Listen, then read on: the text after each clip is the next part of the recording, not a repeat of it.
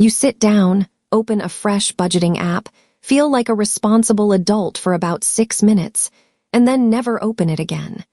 Because apparently, the plan was to track every single $5 coffee for the rest of your life. Yeah, that was never going to happen. Budgeting sounds good in theory.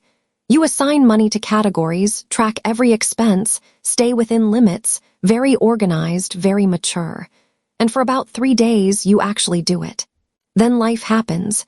You forget to log something, numbers stop matching, and suddenly the whole system feels like a part-time job you didn't sign up for. So you quit. Not because you're bad with money, but because the system is annoying. That's the part nobody admits. Budgeting fails not because it's wrong, but because it expects consistency from someone who barely remembers what they ate yesterday. And when the system is harder than the problem, you're not going to stick with it. So instead of fixing your spending, you just stop tracking it. Now you're back to guessing. And guessing with money is basically just hoping things work out. Here, what actually works better. Not more tracking, less thinking. Instead of trying to control every dollar after you spend it, control it before it's even available. The moment your salary hits, you split it. Let's say you make $1,000. You immediately move $300 out for savings or investing. Gone. Not visible. Not touchable. Another $400 covers your fixed expenses.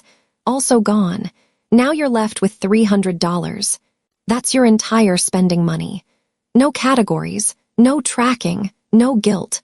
You can spend $50 on food today, $0 tomorrow, $100 on something random next week. It doesn't matter.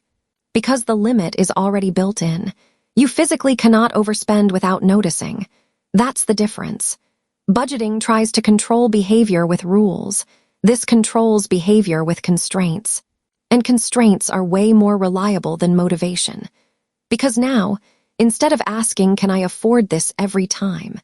You already know. If there's money left, you can afford it. If there is, well, that decision has been made for you. No debates. No spreadsheets.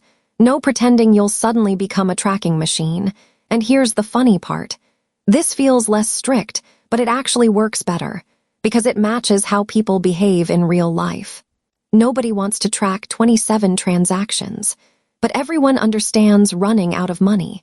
So if budgeting has never worked for you, it's not because you lack discipline. It's because you tried to follow a system that requires perfection. And your bank account doesn't need perfection. It just needs fewer chances for you to mess it up. Because at the end of the month, nobody cares how organized your budget looked. They care whether there's still money left.